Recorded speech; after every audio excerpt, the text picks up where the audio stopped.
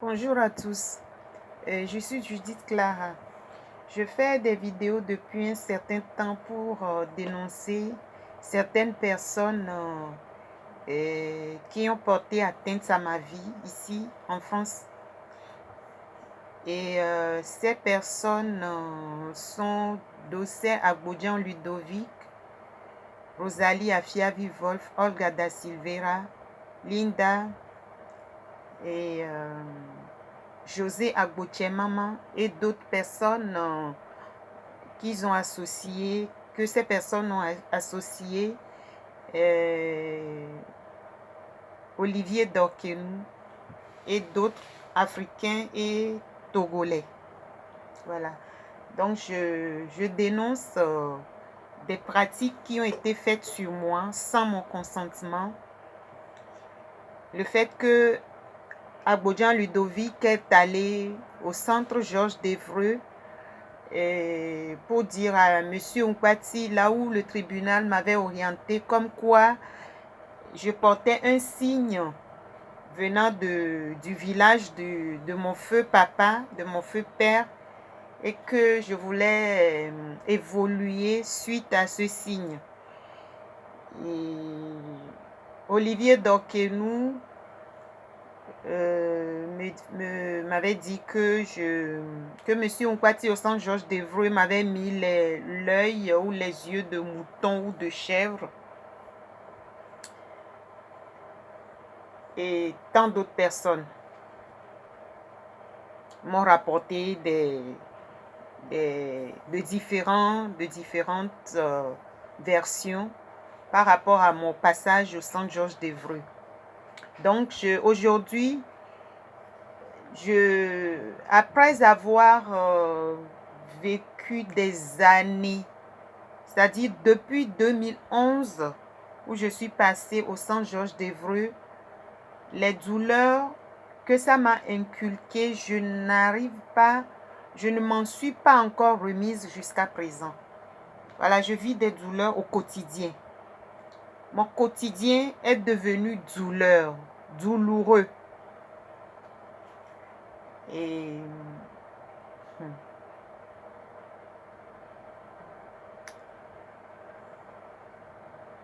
ma fille a été placée dès l'âge de 4 ans.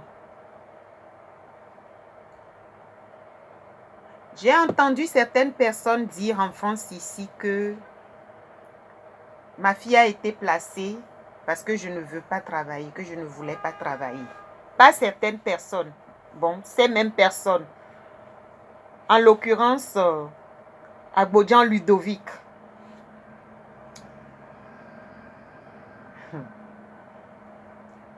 Moi, je ne suis pas rentrée en France avec la nationalité française, déjà. Et je pense que quand un adulte ou une adulte ou quelqu'un, bon, c'est mieux de parler de moi. Je suis une adulte. J'ai quitté l'Afrique pour venir en France. Si je n'étais pas sûre de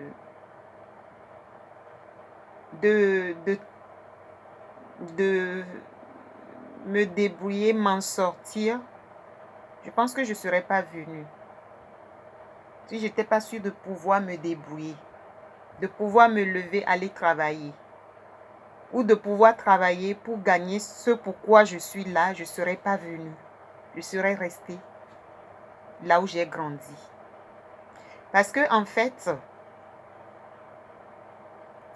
mon feu père, mon feu papa, il avait les moyens de me donner ce que je voulais, ce que je devais gagner dans cette vie. Il avait les moyens. Il fallait juste que j'aille peut-être lui demander. Ce n'est pas que peut-être. Mon feu papa est allé à la maison plusieurs fois de son vivant. Me poser la question. Toi, tu ne viens jamais me demander quoi que ce soit. Toi, tu ne viens jamais me demander quoi que ce soit. Hein? Je lui disais, non papa, c'est pas ça, mais c'est juste que je m'en sors bien. C'est comme ça que je lui répondais. Parce qu'en fait, je ne suis pas du genre à demander. Je ne sais pas demander. Peut-être un défaut, mais ce n'est pas dans mes habitudes. Mais lui, il était allé plusieurs fois. Viens me demander ce que tu veux, je vais te donner. Viens me demander. Aujourd'hui, il ne va plus me dire ça, c'est sûr, parce qu'il ne vit plus. Bon, suite à ça, puisqu'il venait plusieurs fois, il me l'avait dit plusieurs fois. Je suis quand même allée une fois lui demander quelque chose et puis bon, et voilà, ça c'est... J'ai pas l'habitude en fait. Je sais pas demander. Je ne sais pas trop demander. J'ai l'habitude de gagner mon argent à la sueur de mon front. C'est comme ça que j'ai grandi en fait. Et quand ce dossier Agbodjan Ludovic a parlé de moi comme quoi c'est que je ne voulais pas travailler, que ma fille a été placée et tout, ça m'a fait un peu... Ça ne m'a pas fait marrer, pas du tout. Ça m'a juste fait bizarre. Puisque c'est quelqu'un... La première... Toutes ces personnes, ce n'est pas que je me vante. Toutes ces personnes qui se sont, dont je vous ai cité les noms là, en dehors de Rosalie Afiavi Wolf, qui d'après elle n'a pas grandi au Togo. D'après elle, elle n'a pas grandi au Togo, elle était au Gabon. Que ça soit Agbodjan Ludovic, que ça soit Olga da Silveira, que ça soit Olivier Dorkenou, que ça soit Linda, et certaines personnes, parmi ces personnes-là, parmi elles, leur toute première fois de mettre pied dans un avion, je parle de l'avion, dans un avion, c'est pour venir en France ici. Leur première fois de mettre pied, les pieds dans un avion, c'est pour venir en France ici. Donc, si Ludovic Agbodjan veut me parler du travail, je ne vais même pas répondre, rentrer dans ce truc-là. Je me suis prise en charge très tôt. Très, très, très tôt. Je suis du genre à aimer beaucoup l'argent. Donc, du coup, ma maman m'a appris à chercher l'argent, à gagner l'argent. Elle m'a appris à travailler. Elle a mis dans ma tête que les hommes, il y en a tous les jours. À tout moment, il y en aura. Tous les goûts, de tous les goûts. Et mais par contre, le travail, il faut commencer jeune. Parce que à la fin, à un moment donné, on finit par ne plus avoir la même force que dans sa jeunesse. Et elle était allée même le jour où elle m'a vraiment parlé du travail. Elle m'a dit, laisse les hommes, laisse-les. C'est eux qui vont courir vers toi. Regarde, c'était la première fois que ma maman m'a parlé de beauté. Sinon, moi, je suis la plus vilaine parmi tous ces enfants. Elle m'a toujours traité de vilaine, vilaine, vilaine. Donc, moi, elle m'a dit, mais regarde, tu es une belle fille. Tu es présentable. Si tu travailles, tu gagnes ton argent. L'homme qui viendra te marier va courir derrière toi. Il va courir après toi. Parce que tu n'auras rien à lui demander. Et les hommes, aime les femmes responsables, les femmes qui se suffisent, qui peuvent leur apporter quelque chose. Elle m'avait donné l'exemple de mon papa, mon feu papa, que tu vois, les gens disent que, bon, parce que en fait, dans la famille de mon feu papa, certaines personnes l'appelaient la femme qui bouffe l'argent. En togolais, ça veut dire celle qui bouffe l'argent. Celle qui fait dépenser. Voilà, pas qu'elle bouffe l'argent, mais celle qui fait dépenser. Les gens l'appellent comme ça. Mais qu'en réalité, qu'elle a apporté beaucoup à mon feu papa. C'est vrai qu'il soit riche et tout, mais qu'il lui donnait des millions, il lui faisait confiance, il lui donnait des millions pour aller acheter du diamant, de l'or, et elle revendait, et le bénéfice, il partageait entre les deux. Et que c'est son côté travail que mon feu papa a aimé d'elle. Elle m'a donné cet exemple le jour-là. Donc c'est resté dans ma tête. J'avais bien pigé.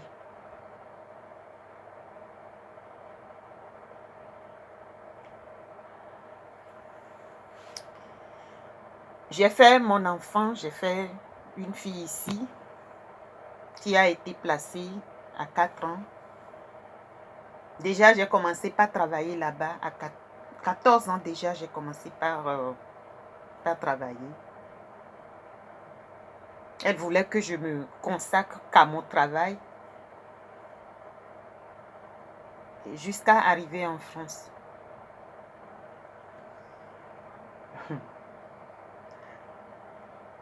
Et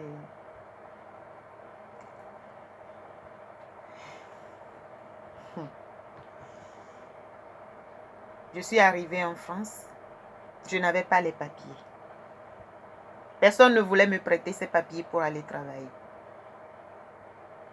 Je marchais dans Paris ici, sans aucun document en poche. J'ai marché dans Paris, en France ici, sans aucun document.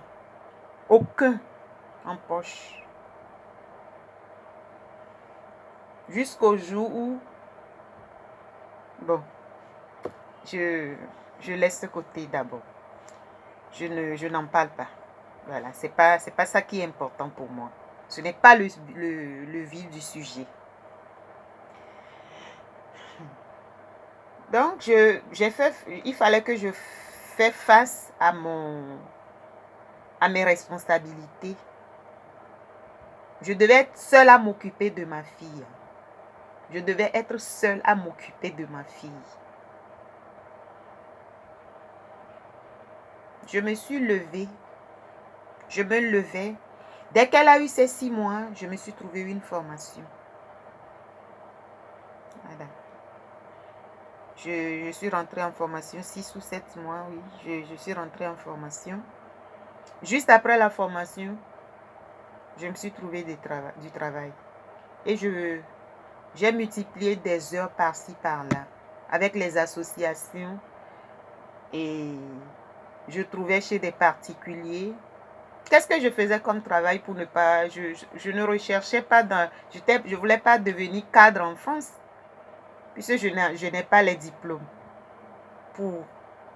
Donc, c'était juste... j'avais la formation qui me permettait de gagner mon pain quotidien, de payer les hôtels, les hébergements, hôtels, centres d'hébergement, tout ça. Donc, je travaillais que pour ça. Et pour nourrir ma fille surtout. Voilà. Je me suis, à un moment donné, je suis allée à Lomé et au retour, il fallait quand même que je ne passe pas des semaines, des jours sans à ne rien faire, à ne pas travailler. Puisque tout de suite, quand on était rentré en 2008, j'ai trouvé une chambre d'hôtel et tout.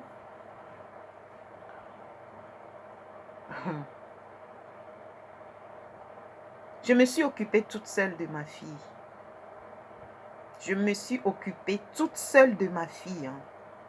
Ma fille qui est placée aujourd'hui là. Je me suis occupée toute seule d'elle. Toute seule. Il n'y a pas eu papa. Il n'y en a pas eu. Je le dis en français. Il n'y a pas eu papa. Il n'y a pas du tout eu papa. Ce n'est pas que certains pères, ils appellent de temps en temps pour prendre les nouvelles de leur fille. De temps en temps, 10 euros, 20 euros. Ce n'était pas du tout mon cas. Hein. Ce n'était pas du tout le cas de ma fille. Ce n'était pas du tout le cas de ma fille. Quand elle est rentrée même en maternelle et que ses copines de classe lui parlaient de papa et elle a réclamé son papa. Quand je l'ai appelée, c'était la bagarre. Hein? C'était la grande bagarre. Il faut assumer. Je t'ai dit de ne pas faire cet enfant. Et tu t'es entêté. Je t'avais dit de ne pas d'avorter, non? Je t'avais dit d'avorter, non? Et maintenant, pourquoi tu m'appelles? Pourquoi tu m'appelles maintenant? Laisse-moi tranquille, oh! Laisse-moi tranquille. C'est ce que j'entendais au téléphone. Mais ma fille était là à réclamer papa. Maman, il est où, moi, mon papa? Et au téléphone, c'était la bagarre à chaque fois. Jusqu'à ce qu'un jour, j'ai reçu un SMS venant de... Bon, avant même, bien avant ça, quand elle venait de naître et que un des amis du soi-disant père est allé, je ne dirais pas soi-disant père, de son papa est allé lui dire et tout, et qu'il est passé. Le même soir, quand il était passé, le même soir, la femme avec qui il était, soi-disant que il s'était mis en couple et tout, elle m'a lavé correctement au téléphone. Elle m'a fait comprendre que maintenant, qu'est-ce que je veux? Elle me l'a pris et que je ne le verrai plus jamais. Et moi, mon bébé était encore bébé et tout. C'était pas ma préoccupation du tout. Un homme, puisque déjà même j'avais son numéro de téléphone, mais je ne l'avais jamais appelé. Je ne l'avais pas appelé d'aller voir son bébé, non. J'étais sûre de moi que j'allais pouvoir travailler et m'occuper de ma fille. J'étais sûre de moi que je n'aurais pas eu besoin de lui. Ça, j'étais convaincue de cela. Que je n'aurais pas besoin de lui. Même pas un euro de sa part. Sauf si lui, puisque c'est à cause de l'argent qu'il a refusé. C'est pour ne pas s'occuper qu'il a refusé cette paternité. C'est ce qu'il m'avait fait comprendre. Que lui, il était venu en France pour chercher de l'argent, comme si moi j'étais venue pour chercher du sable. Ou comme si j'étais venue pour chercher des cailloux. Voilà. Donc, la fille elle m'a fait comprendre que ça y est, elle l'a pris. Je ne le reverrai plus jamais. Il lui aurait dit que moi j'étais une SDF il avait hébergée. Et que de toute façon, moi je n'ai pas d'appartement. Que elle en a un. Elle a les papiers, elle a un appartement. Il est chez elle, tranquille. Je lui ai apporté que de la poisse. Oh, elle m'avait dit plein de trucs, cette dame. Cette fille que je ne connais pas, je ne dirais pas une dame. Cette fille que je ne connaissais pas, qui ne m'avait jamais vue. Elle s'est permise d'enlever le téléphone de la main du père. C'est lui-même qui lui avait remis ça, c'est sûr. Et elle a bien raconté des bêtises. Et que ma fille, que j'avais sur mon genou là, que c'était elle qui allait s'en occuper un jour. Et je lui ai posé la question, et moi-même, je serai où? Elle m'a dit qu'elle ne sait pas. Qu'elle ne savait pas. Moi-même, je serai où? Toi, tu vas t'occuper de ma fille. Que ça, au moins que Dieu m'en préserve. J'ai répondu comme ça. De toute façon, elle va lui faire une fille. Je lui ai dit, fais-lui une fille. Tu lui fais une fille, surtout, il faut tâcher. Tâche à ce qu'elle ait le même âge que la mienne. Elle me dit, qu'est-ce que tu racontes comme ça? Et puis, j'avais raccroché le téléphone. Donc, quand elle était à l'école et que elle commençait par réclamer papa, papa, papa, un matin, je l'appelais même, il ne venait même pas. Un matin, je reçois un SMS. Comme quoi, tu avais dit que tu partais. Ça dit qu'il lui parlait de moi, en fait. Serge parlait à... comment elle a dit qu'elle s'appelle ou quoi, lui disait des choses sur moi. Elle a envoyé le SMS, elle m'a raconté des bêtises. J'ai pris le téléphone, j'ai renvoyé. Et ça s'est fait que c'est Serge qui avait pris son téléphone. Puisque je n'avais pas compris le message, en fait.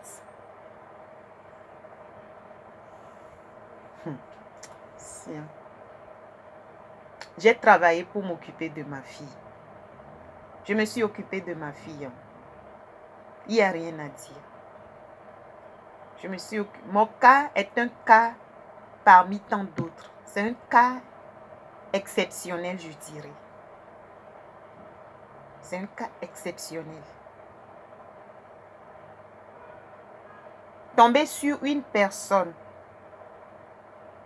un homme qui dégage, ça dit irresponsable de cette façon, c'est rare. C'est très rare. Oui. C'est rare. Et donc, après, moi, je me levais à 3h, 3h30 pour aller travailler. Je réveillais ma fille à 4h ou 4h15. 4h ou 4h15, maximum 4h30. Je commençais par la réveiller à 4h, 4h15. Le temps de la prêter, la doucher, lui faire ci, préparer son repas et tout. Juste pour prendre le premier métro, aller faire que 2h30 de temps de ménage. Je l'ai faite. Je l'ai faite.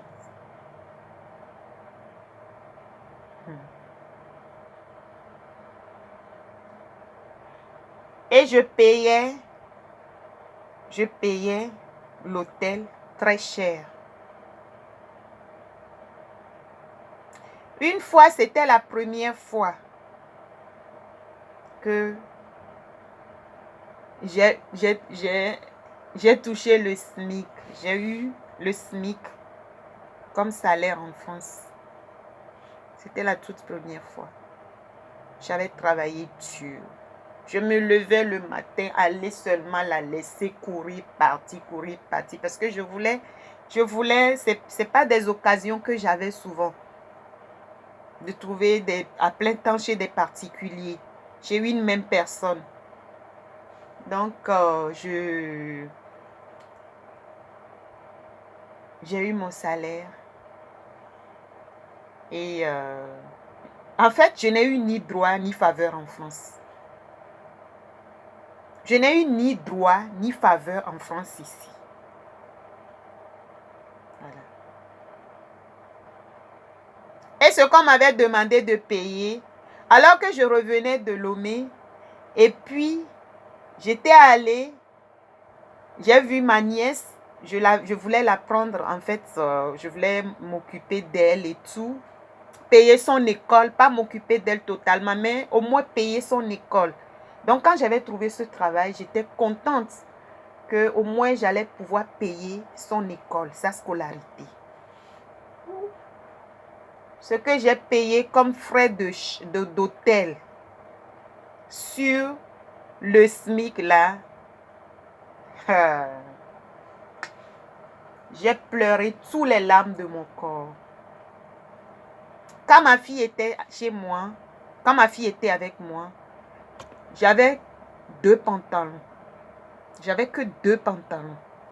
2 pantalons. Puisque je payais l'hôtel, je payais les avocats pour qu'elle ne soit pas placée. Je payais les avocats. Pour un avocat ou une dame, je dirais, une fois, je suis allée le matin retirer 300 € juste pour ouvrir le dossier. Pour ne dire que ça. Sinon, juste après le travail, j'étais au tribunal en train de chercher les avocats. Les magistrats à la cour d'appel n'ont pas arrêté de me dire, où est le père de cet enfant? Il est où son papa? Il est où le père de cet enfant? Nous, ici, nous ne sommes pas la préfecture. Même s'il n'a pas les papiers en France, il n'est pas en situation de... Dites-lui de venir. On a besoin du papa de cet enfant. On a besoin du père de cet enfant. Il a refusé. Il a refusé. Moi, si ce n'est pas que cette dame, cette personne, je ne dirais pas cette dame, cette personne qui se dit sa femme, si elle ne m'aurait pas envoyé un SMS pour me dire, mais tu avais dit que tu partais laisser ta fille en Afrique, non, tu partais au Togo, tu avais dit que tu allais la laisser au Togo, non. Pourquoi tu l'as encore ramenée? Pourquoi tu l'as encore ramenée? Pourquoi ceci? Pourquoi cela? J'allais dire que c'était Serge. C'était juste la méchanceté de Serge. Mais dès que j'ai lu ce SMS, j'ai compris que cette dernière faisait partie du fait que le père de ma fille ne voulait pas s'en occuper. Voilà, c'était un peu... Elle en faisait partie.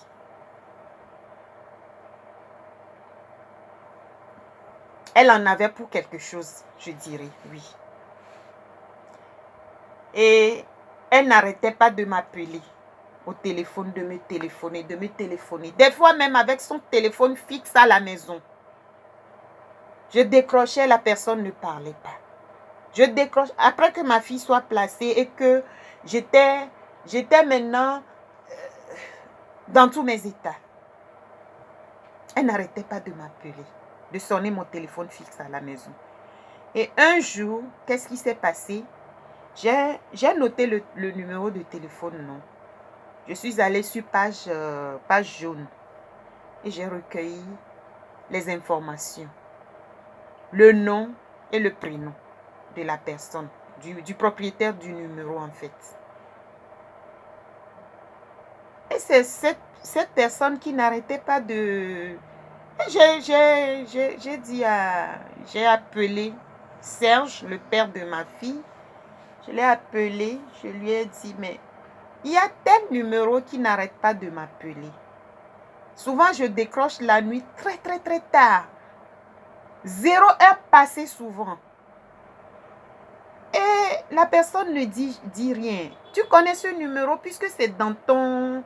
Là où tu m'as dit que tu habites là, ça doit être vers là-bas. Moi, je ne connais pas du monde vers là-bas. Il me dit, ah oui, oui, mais ne réponds pas, ne dis rien. C'est que, non, ne dis rien, ne lui réponds pas. Je dis, mais c'est qui? Tu connais la personne? C'est celle chez qui tu es? Mais ne dis rien, ne dis rien. C'est là où j'ai compris que la personne ne m'a pas lâché les baskets en fait. Puisque elle m'avait dit, quand elle m'avait appelé, quand elle avait pris le téléphone, ma fille était bébé, elle m'avait dit, oh nous c'est entre Camerounais, ceci, cela. Je lui ai dit, je m'en fous moi je ne rentre pas dans ces jeux. Histoire du Camerounais, Béninois, Burkina. Non, moi pour moi, c'est une personne qui compte pour moi. la personne elle-même. Je m'en fous de sa nationalité. Si je suis bien avec un blanc, je suis avec lui. Si je suis bien avec un noir, je suis avec la personne. Si je suis bien avec, peu importe la nationalité de la personne, c'est la personne même qui compte pour moi. C'est qui est cette personne. C'est ça qui compte pour moi. Donc, je n'ai pas voulu rentrer dans ce jeu de nationalité, tout ça là. Je ne suis pas rentrée dedans du tout. Je marchais avec 2 pantalons. Mais ma fille avait presque tout. Oui. Ma fille avait tout. Pas presque tout. Ma fille avait tout ce dont un enfant de son âge aurait eu besoin. Tout. J'ai acheté toutes sortes ça dit, toutes sortes de je ne sais quoi pour ma fille, quoi. C'est, que ça soit vêtements, que ça soit, je me suis occupée d'elle. Je me suis occupée de ma fille avant qu'elle ne soit placée. Ce n'est pas parce que je n'ai pas voulu travailler en France pour m'occuper de ma fille qu'elle a été placée, hein.